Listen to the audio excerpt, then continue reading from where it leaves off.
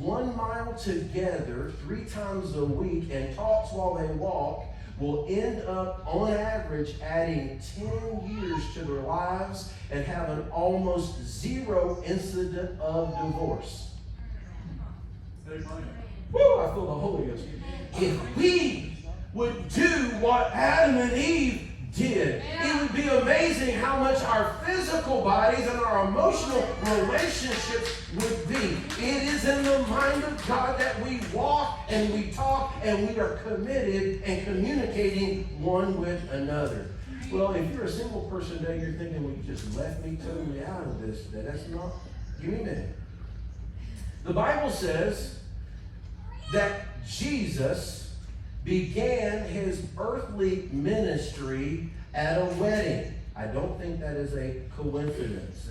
I got to confess to you, until poring over the scriptures, developing an outline for these series of sermons, I didn't realize how many references to weddings and marriage were in the Gospels.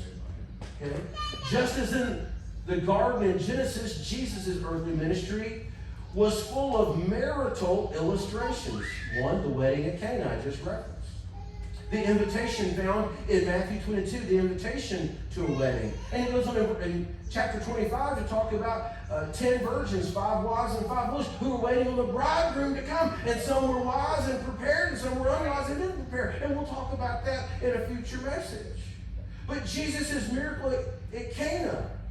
Let me first stop and talk to you about a traditional marriage, Jewish marriage in biblical times. This is so different from what we do today. I'm going to take a survey. Anybody here notice, this is not criticism, it's not being judgmental.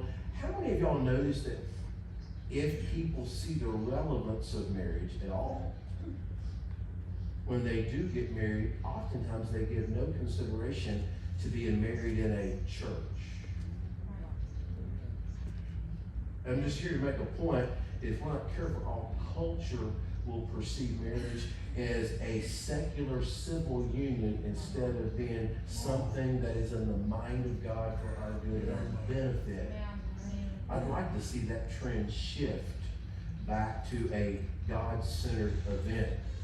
Well, I'm getting old and I share my opinions from time to time. A traditional Jewish marriage in biblical times, it would be arranged by the parents of the two individuals, or if the bridegroom was old enough and had enough financial resource, he could negotiate the marriage himself. And when both parties, the bride and groom's family, agreed and signed a document under Jewish law, they were married as soon as those documents were signed. It was a covenant. If you remember that Joseph perceived that his espoused wife Mary, they had signed the document, but they had not come together, consummated the marriage, and they had not cohabitated. And so that's where he considered, I'm going to give her some money and just tell her we're going to dissolve this thing. And you remember what happened?